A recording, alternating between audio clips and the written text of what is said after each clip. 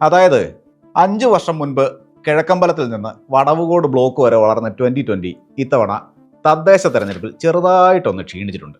കയ്യിലുണ്ടായിരുന്ന ബ്ലോക്ക് പഞ്ചായത്തും 2 പഞ്ചായത്തുകളും പോയി. കിഴക്കമ്പലത്തെ 7 സീറ്റ് പോയി കിട്ടി. നിയമസഭാ തെരഞ്ഞെടുപ്പ് അടുത്തതോടെ അധ്യക്ഷൻ സാബു ജേക്കബ് NDA പാളയത്തിലെത്തി ഘടകകക്ഷിയായി കൂടിയിരിക്കുകയാണ്. NDA എന്ന കുടക്കീഴിൽ ഒരു മനസ്സും 2 ശരീരവുമായി പ്രവർത്തിക്കാമെന്ന് പ്രഖ്യാപിച്ചിരിക്കുകയാണ് സാബു ജേക്കബും BJP സംസ്ഥാന അധ്യക്ഷൻ രാജീവ് ചന്ദ്രശേഖറും. വരുന്ന നിയമസഭാ തെരഞ്ഞെടുപ്പിൽ ഈ സഖ്യത്തിന് എന്തെങ്കിലും ചെയ്യാൻ കഴിയുമോ? അതൊരു ചോദ്യമാണ്. കുന്നത്തുനാട് മണ്ഡലത്തിലാണ് 2020 സ്വാധീനമുള്ള മിക്കവാറും എല്ലാ പഞ്ചായത്തുകളും ഉള്ളത്. അതിൽ തന്നെ കഴിഞ്ഞ തദ്ദേശ തെരഞ്ഞെടുപ്പിൽ സ്വാധീനത്തിന്റെ നിലയൊക്കെ മാറി മറിഞ്ഞു കിടക്കുകയാണ്. സംസ്ഥാനത്ത് ആദ്യമായി അവർ ഭരണം പിടിച്ച് 2 ടേമുകളായി ഭരിച്ചുകൊണ്ടിരിക്കുന്ന കിഴക്കമ്പലം പഞ്ചായത്തിൽ ഇത്തവണ കുറച്ച് കഷ്ടപ്പെട്ടാണ് 3ാം ടേം പിടിച്ചത്. ആകെയുള്ള 21 വാർഡിൽ കഴിഞ്ഞ തവണ 1 വാർഡ് മാത്രമായിരുന്നു നഷ്ടമായിരുന്നെങ്കിൽ ഇത്തവണ അത് 7ആയി ഉയർന്നിട്ടുണ്ട്. നിലവിൽ 14 സീറ്റുമായാണ് പഞ്ചായത്ത് ഭരിക്കുന്നത്.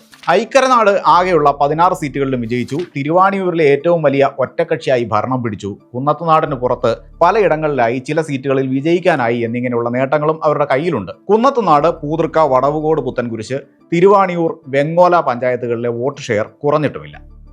എന്നാലും ഓവറോൾ ആ പഴയ ജയത്തിന്റെ ഹൈ കിട്ടാത്ത ഒരു തെരഞ്ഞെടുപ്പാണ് ഇപ്പോൾ കഴിഞ്ഞു പോയിരിക്കുന്നത്.